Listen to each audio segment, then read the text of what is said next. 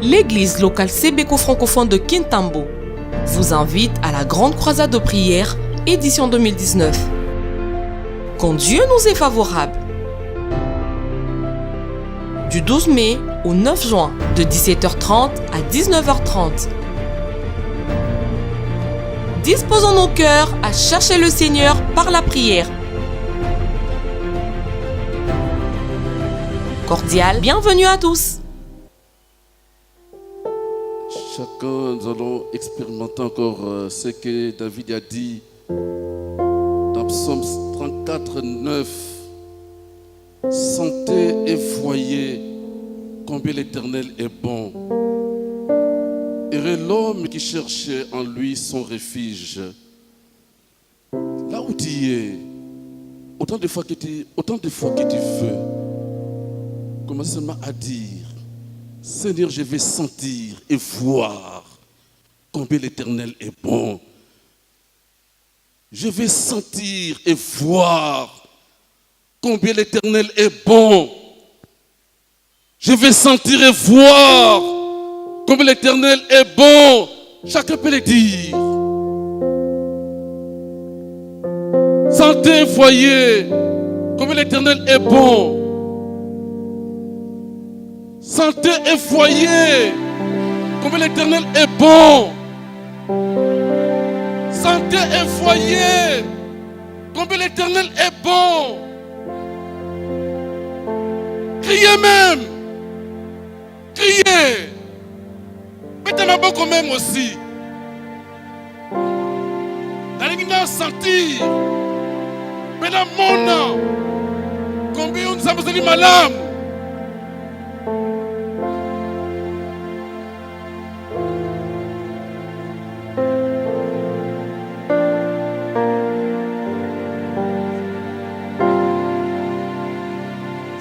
Voyez combien l'Éternel est bon. Sentez et voyez combien l'Éternel est bon.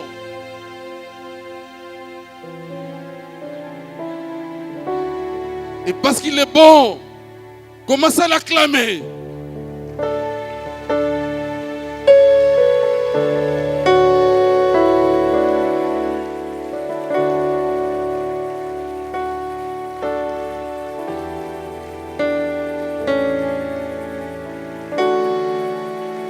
Acclamons notre Dieu à cause de sa bonté.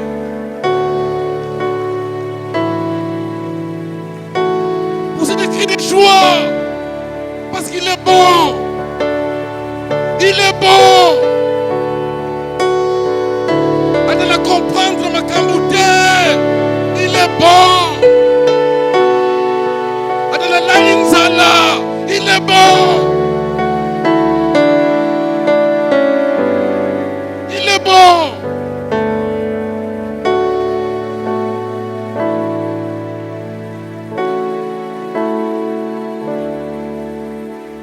Amen. Tenons nos Bibles. Nous avons des passages à lire ce soir qui composent notre charpente pour la réflexion de ce soir, de notre méditation. Aussi d'autres versets vont intervenir petit à petit. Au fur et à mesure, nous allons progresser dans l'enseignement. Mais nous avons deux passages. Le premier a été déjà expliqué, a été exploité plusieurs fois par mes prédécesseurs. Luc 1, 26 à 39. Luc 1, 26 à 39. Et puis, Romains 5, de 1 jusqu'à 2. Romains 5, de 1 jusqu'à 2. Puisque le passage est très long,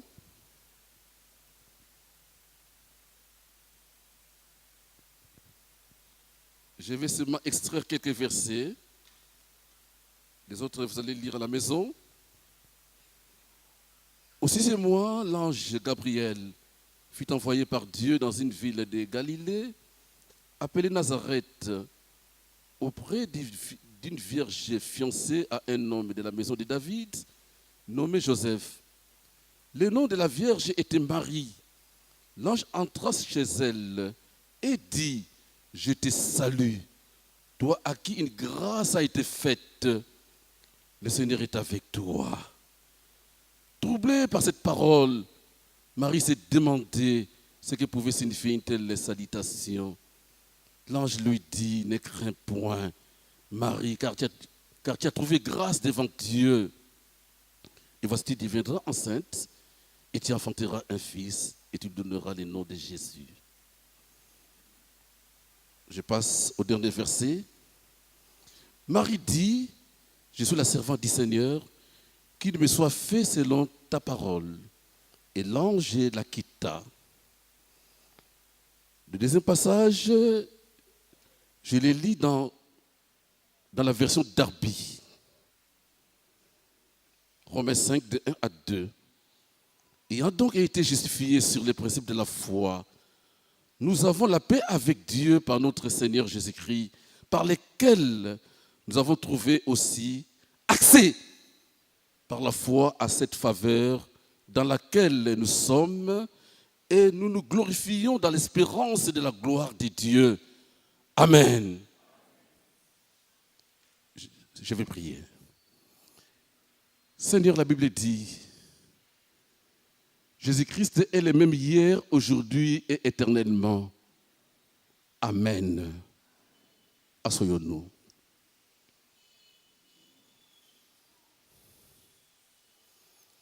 D'abord, je tiens à dire merci à Dieu qui a rendu possible ce rendez-vous et surtout il m'a pointé du doigt pour intervenir ce soir dans cette croisade de prières.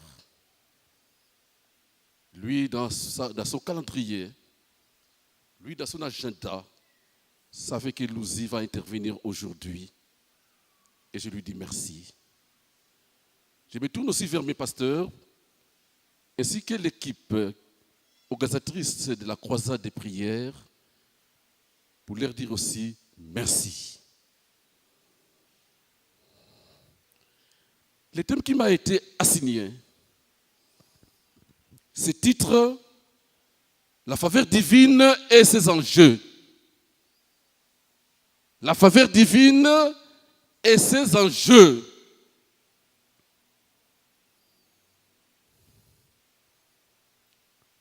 Nous avons seulement 2 points à traiter qui seront suivis de la prière. Le premier point, nous allons faire les concepts des termes faveur. Ça a été déjà fait plusieurs fois. Faveur signifie quoi et enjeu signifie quoi? C'est ça notre premier point, concept des termes faveur et enjeu. Et notre deuxième point, que faire? Et nous allons passer du temps dans la prière. Bandeko,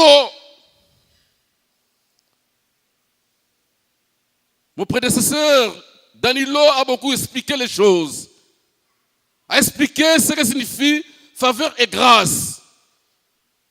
Nakozonga muke, pona konoba été. Faveur, c'est une disposition à traiter quelqu'un avec bienveillance. Une disposition à traiter quelqu'un avec bienveillance. C'est-à-dire, ezali lokomoko olingo traiter mutu na ndenge ya malamu, na makanisi ya malamu. Olingo tazala bien. Olingo traiter pas à la bien.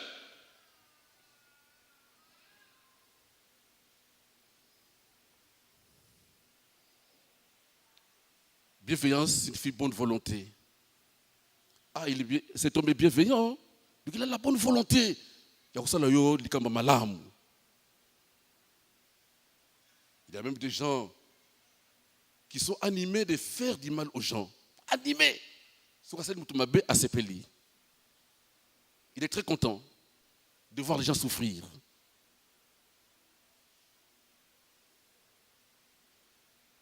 Quelqu'un nous a dit dans ce pays, bokoliana. Bokoliana.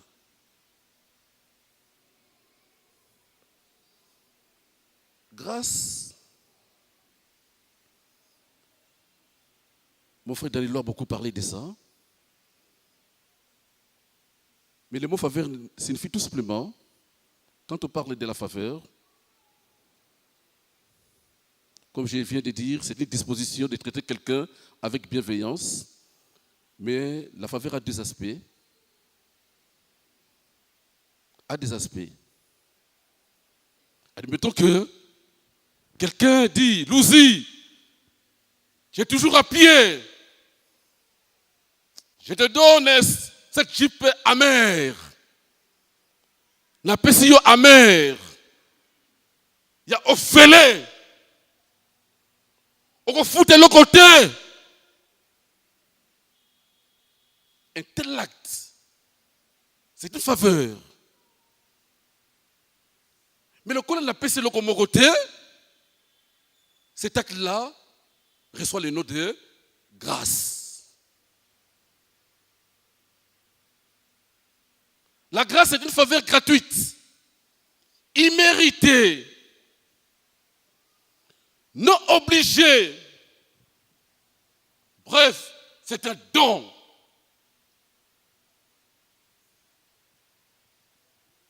Quand la faveur est gratuite, c'est ce qu'on appelle la grâce. Quelqu'un d'autre dit, Louzi, la compétition amère. Pesangai $100 kaka.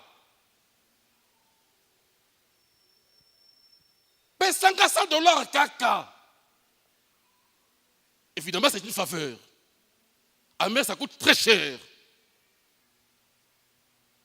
Il me dit, même jusqu'à dire, Pesanga, oh, nous sommes dans la poche, Pesangai. Tout ce que tu as dans ta poche, tu me le donnes. Et ça t'a $10, tu me le donnes. C'est une faveur. Mais cette faveur-là n'emprunte pas les mots de la grâce. Parce que j'ai donné quelque chose. Vous avez compris? J'ai donné quelque chose.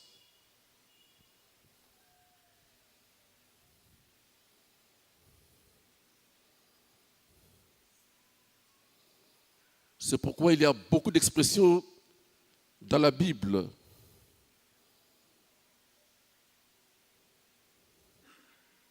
Expression bienveillance, expression faveur, expression grâce, expression miséricorde, amour. Toutes ces expressions-là sont englobées dans les mots bonté. Ça nous fait découvrir la bonté de Dieu. Dieu est bon. Il est bon envers moi pour sa faveur. Alors si je lis quelquefois, faveur et grâce. Quelquefois, quand vous lisez la Bible, vous allez remarquer que les deux mots sont employés comme synonymes. Comme synonymes. Mais comme il y a une démarcation entre les deux mots. C'est pourquoi il y a des traductions de la Bible. Au lieu de parler de la faveur, ça parle de la grâce. D'autres, au lieu de parler de la grâce, ça parle de la faveur. Comme Darby que j'ai lu, je l'ai lu pour faire comprendre aux gens que lui, Darby, emploie l'expression faveur.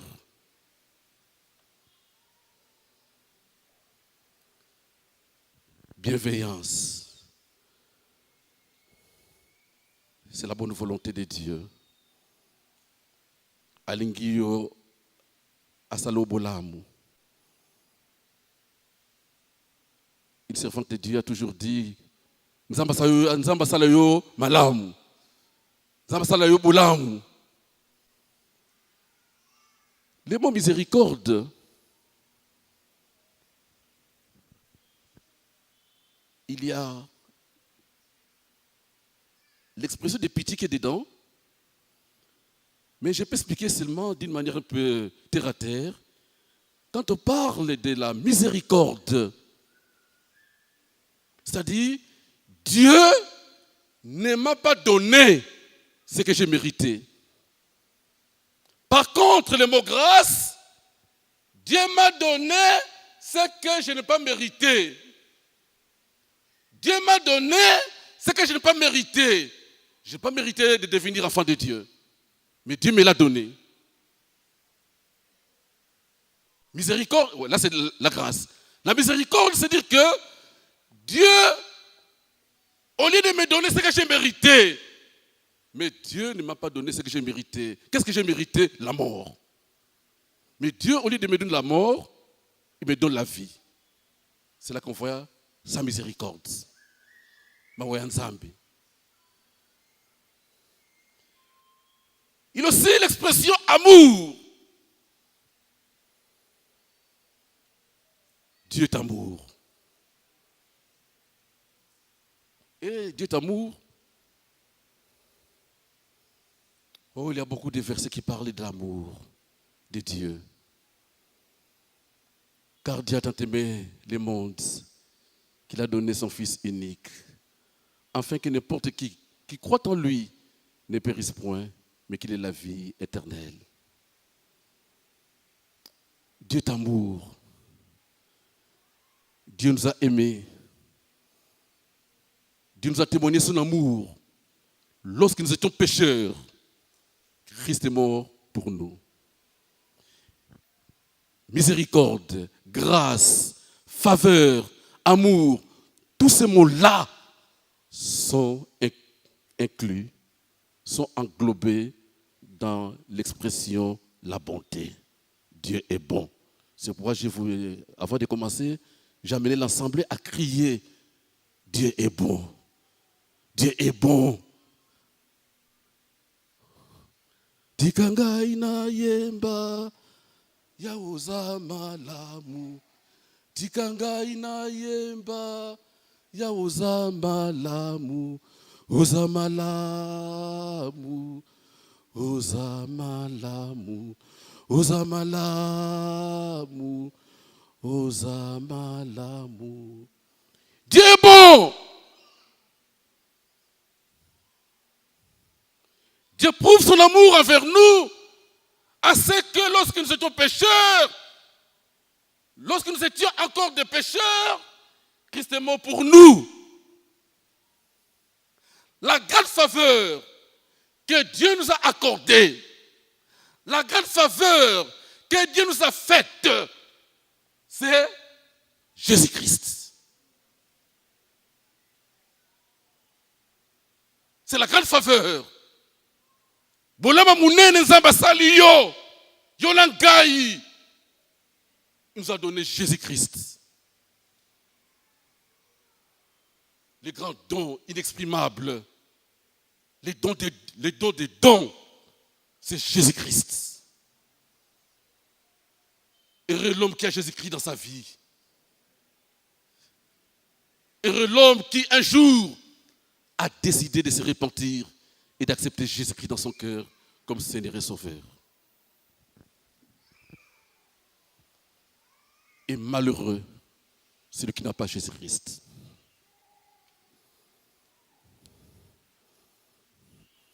Les grands dons que Dieu t'a fait, c'est son Fils Jésus-Christ. Je répète, les grands dons que tu as, c'est Jésus-Christ, son Fils, que Dieu t'a donné. Le reste n'est que les matabissi. Le reste n'est que les matabissi. Et pour voir ces matabissi-là, pour voir les matabissi dans ta vie, il faut avoir quelqu'un. Et c'est quelqu'un, c'est qui? C'est Jésus-Christ. C'est Jésus.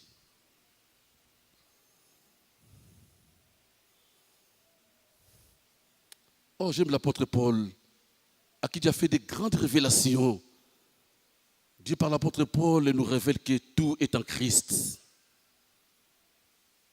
Nous avons Christ, nous avons Jésus. Quand tu as Jésus, tu as tout. Voilà ce que Paul va dire aux chrétiens d'Éphèse. Au chapitre 1. Au chapitre 1. Béni soit le Dieu et Père de notre Seigneur Jésus-Christ, qui nous a bénis de toute bénédiction spirituelle dans le Seigneur Jésus-Christ. En lui, Dieu nous a élus avant la fondation du monde. En lui, avant que tu ne sois né, Dieu t'a élu. Ils nous sont très difficiles à expliquer aux gens. Très difficiles. Et ça crée même des divisions entre les théologiens.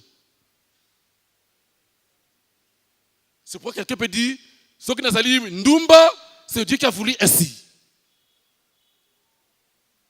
Ce qui nous a dit, c'est Dieu qui a voulu ainsi. Et si quelqu'un ne comprend pas l'élection de Dieu, il risque de vivre en rebelle. Il risque d'être en rébellion contre Dieu. Mais pour comprendre que Dieu t'a élu, le secret c'est quoi?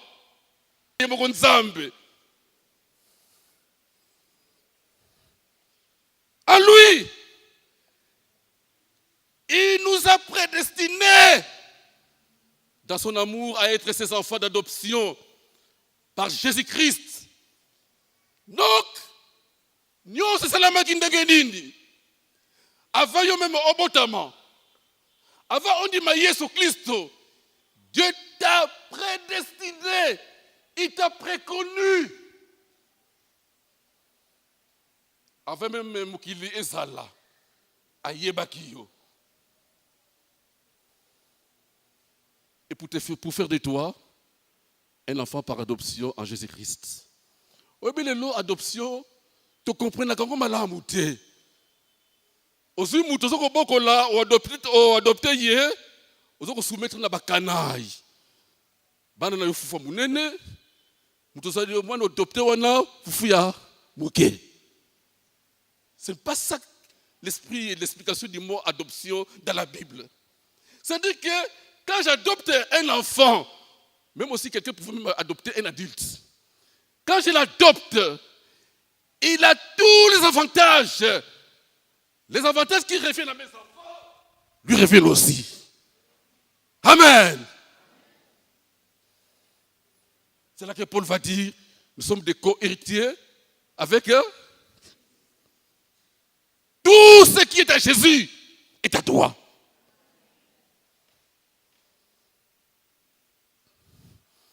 On continue toujours. En lui, nous avons la rédemption. Nous avons la rédemption, c'est-à-dire, la rédemption signifie la libération. N'allez pas ailleurs chercher la libération. Et cette libération, quand on parle de la rédemption, c'est une libération au moyen d'un prix. Le prix a été payé pour ta libération. Aux achères, hein? Aux amouniatotés, qui a coûté cher aux yeux de Yahweh. Aux achères. Nous sommes là pour la jeune fille, Moroboy, na bureau. Demo boy kobima. Allo bibo koti makambo yo pona nini? Azali mwasi na ngai. Nakobima te. Ata bogangi na bino nakobima te. Azubiso tamulai. Peto lembaki. L'Esprit nous a soufflé un verset de la Bible.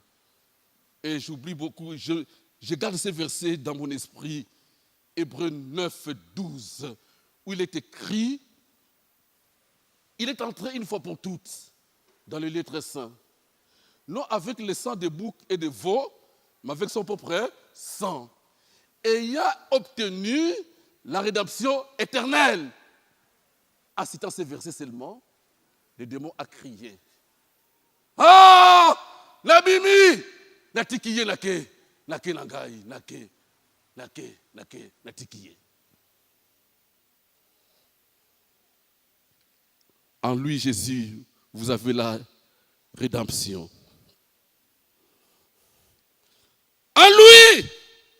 Nous sommes aussi devenus héritiers.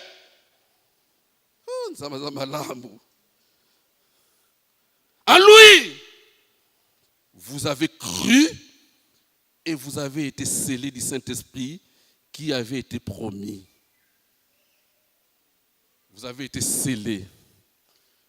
Les sceaux symbolisent l'appartenance. Que cet homme appartient à qui? Les sceaux que tu portes là, les sceaux ça signifie l'appartenance. Que cet homme appartient à Dieu. Cet homme, cette femme est la propriété privée de Dieu. Moyo sakanaye izati.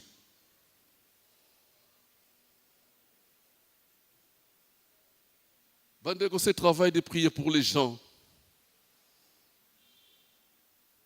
Je priais pour quelqu'un et c'était dans ma maison. Pendant que j'ai prié pour lui, je l'ai écouté d'abord, je lui ai dit, bon, mets-toi chez nous, je vais prier pour toi. En priant pour lui, il faisait des gestes un peu bizarres. Des gestes, jusqu'à se transformer comme un monstre. Quand j'ai ouvert les yeux, je l'ai regardé. Il est... Ça, c'est un homme ou bien c'est qui? Alors, j'ai commencé à prononcer les paroles d'autorité. Il est tombé par terre. Il gissait par terre, touchant la table et la chaise. Et je l'ai tenu par la main. Nos yeux se sont fixés. J'emprunte son expression. Il a dit, pasteur, Ozamakasi. Nayaki na mikayo na kokiyote. Même communication na sala nda kuna yo. Obebisi yango. L'aksanga pensa me ona penanti melaye parce que na reconnaître que na zandoki. Wana sa motema na pesa qui était sa motema uzui. Uzui. Car la Bible dit c'est celui qui est à moi, c'est celui qui est à nous. Pas bongo la motema, il faut ya kundima, pas ndima bongo la motema. Aya komeka ngai na oh! Tu n'es pas n'importe qui. Tu n'es pas n'importe qui. Tu n'es pas n'importe qui. Alléluia.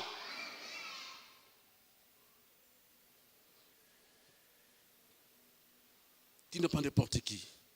Babeto dada basakana na yote. Paul, toujours dans ses révélations que Dieu lui a données, l'église de Colosse était attaquée par les faux enseignants qu'on appelait les gnostiques. Ils ont enseigné, donné des faux enseignements. Ça a ébranlé l'église de Colosse. Parmi les enseignements, ils disaient Jésus n'est pas Dieu. Et parce qu'il n'est pas Dieu, tu peux chercher l'aide des anges. Tu peux chercher l'aide des anges.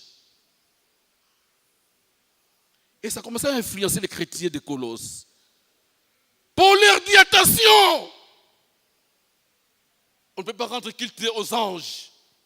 Ce sont des esprits de Dieu que Dieu utilise pour nous. Ce sont des esprits de Dieu et Dieu peut les utiliser pour toi en ta faveur. Il peut te dire, ah, maman Moussaou a de sérieux problèmes. Dieu peut ordonner aux anges de venir vers maman Moussaou pour la délivrer de son problème.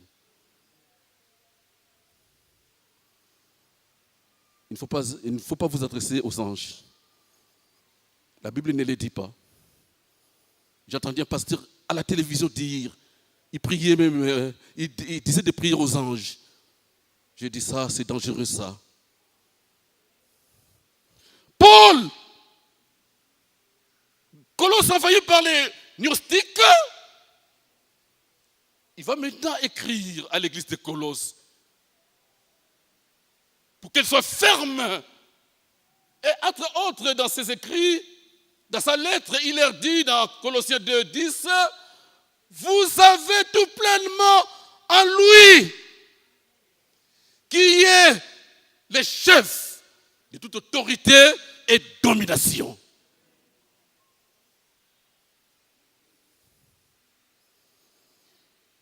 Oh, la bonté de Dieu s'étend sur tous les hommes.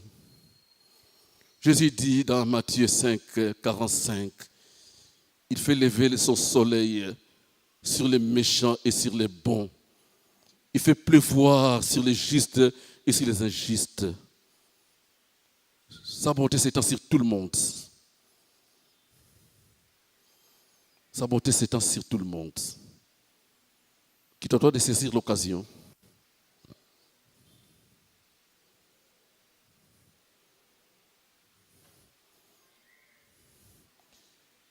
Il y a des choses que nous pouvons... Ici, on voit que Dieu offre sa faveur à tout le monde. Sa bonté s'étend sur tous les hommes. Mais quitte à l'homme de se décider.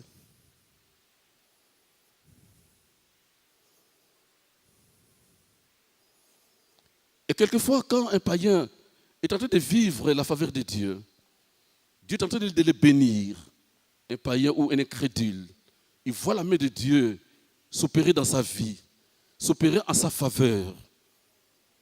La faveur que Dieu est en train de lui accorder, c'est dans le but de l'amener à lui. Et quand l'homme ne profite pas de cette faveur-là, elle devient un jugement. Elle devient un jugement. Elle devient un jugement. C'est pourquoi tu peux voir que quelqu'un qui n'a pas Jésus, et tout va bien, tout va bien. Et Dieu le fait pour t'appeler à lui. Quand tu refuses, cette faveur-là s'érige en jugement contre toi-même.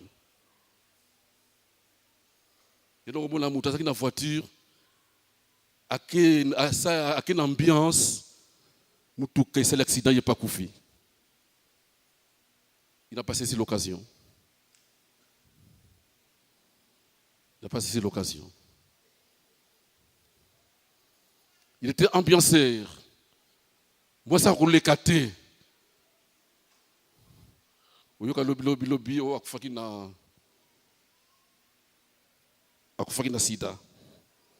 bien, voici mon corps atelier poison à Koufi.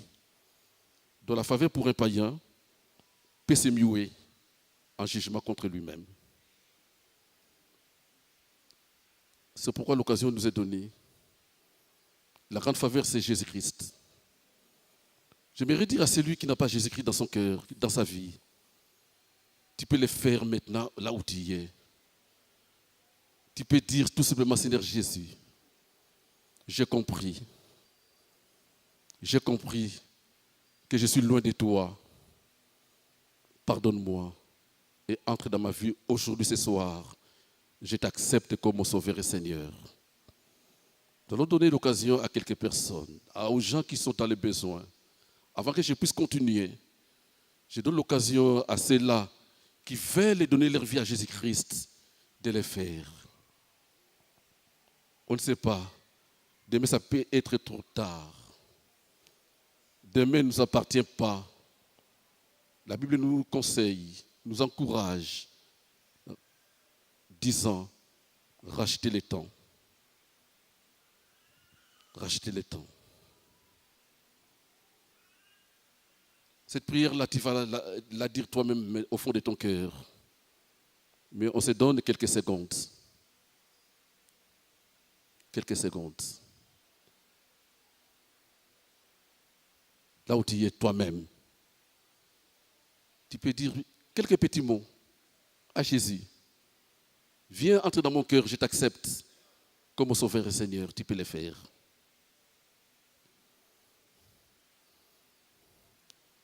Si quelqu'un l'a fait,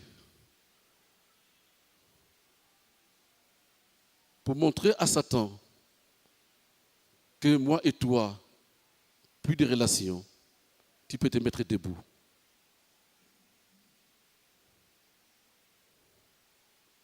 Celui qui a fait cette prière-là au fond de son cœur peut se mettre debout.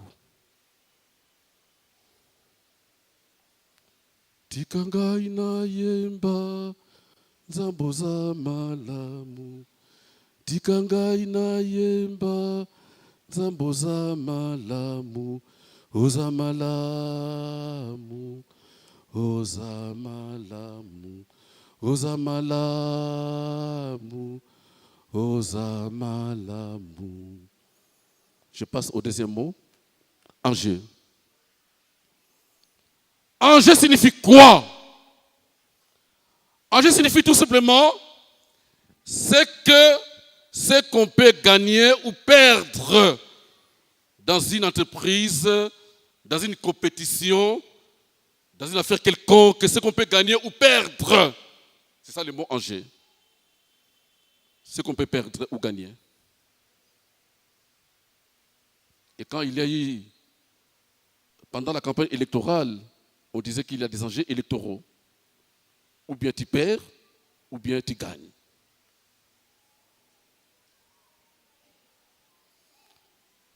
Parce que on peut gagner tout comme on peut perdre, mais que faire? C'est là que j'ai rejoint le chapitre de Luc 1, où nous voyons la naissance de Jésus. Jésus a annoncé que akobotama ange accueilli comme on a nani, comme on a Marie, avec obota.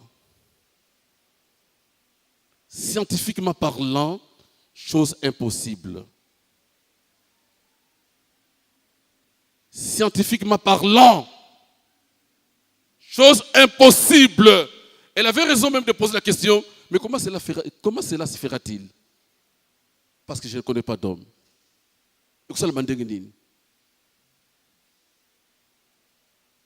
Tous sont venus au monde par la conjugaison de deux gamètes. Mais là, c'était... Mais Dieu est Dieu. On lui dit une grâce surabondante t'a été faite. Une grâce extrême. Mais pourquoi Marie a-t-il obtenu une telle grâce? Qu'est-ce qu'elle a fait? J'essaie un peu d'interroger la Bible. Mais là, je suis arrivé à dire que c'est une femme quand même qui a mené une vie conséquente. Elle était en harmonie dans sa vie avec le Seigneur. Elle était en harmonie avec Dieu. Parce que, à lire les Écritures, bon, on n'a pas trouvé quelque part où il dit qu'elle était dans une vie de viongolo. Et voilà que c'est elle qui sera visitée. Bon, c'est vrai qu'il y a eu beaucoup de personnes, hein, beaucoup de femmes dans la contrée, beaucoup de femmes. Mais c'est à elle que cela est venu. Dans les que faire, j'ai porté quelques réflexions en disant que si je dois considérer Marie, je peux dire comme leçon à tirer, mener une vie en harmonie avec Dieu. Mener une vie en harmonie avec Dieu. Mener une vie en harmonie avec Dieu. Et ça aussi, mais aussi la Bible nous encourage. La Bible nous dit que l'ange de l'Éternel campe autour de ceux qui craignent Dieu et les arrache au danger. Et d'où il a nécessité. Parce qu'il faut mener une vie conforme à Dieu, une vie en harmonie avec Dieu. Et d'où il a nécessité de se repentir de tout péché que tu reconnais dans ta vie. D'où de te repentir, de tout péché que tu reconnais. Cela est très important. Si on vient de mettre les matières fécales ici, ça va attirer quoi? Les mouches. Tes péchés aussi attirent. Mais cela n'attire pas de bonnes choses. Cherchons à mener une vie qui plaît à Dieu. est encore sur la terre, on peut trébucher, mais Dieu nous a donné encore la possibilité de revenir à lui par la repentance, lui dire que Seigneur, pardonne-moi. J'ai compris que j'ai mal parlé, je me suis mal comporté. Je me répands de ces problèmes-là. Donne-moi la force de ne plus revenir.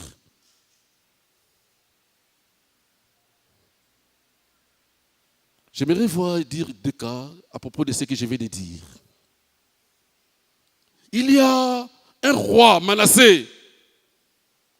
Un roi qui était vraiment un mauvais roi. Il a mal commencé et mal terminé. Mais ce qui me plaît en lui,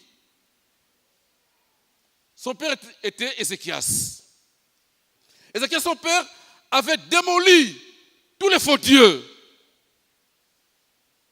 avait démoli les autels de Baal, avait démoli tout ce qui était en abomination à l'Éternel. Il est mort. Son fils le remplace.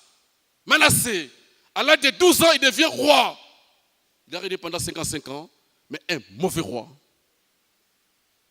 Les choses que son papa avait renversées, lui, il les a encore fait rentrer dans les temples et sur Jérusalem. Il a poussé le peuple, il a mené le peuple à la magie, à la sorcellerie, aux faux dieux. Et Dieu lui dit, Manassé, attention!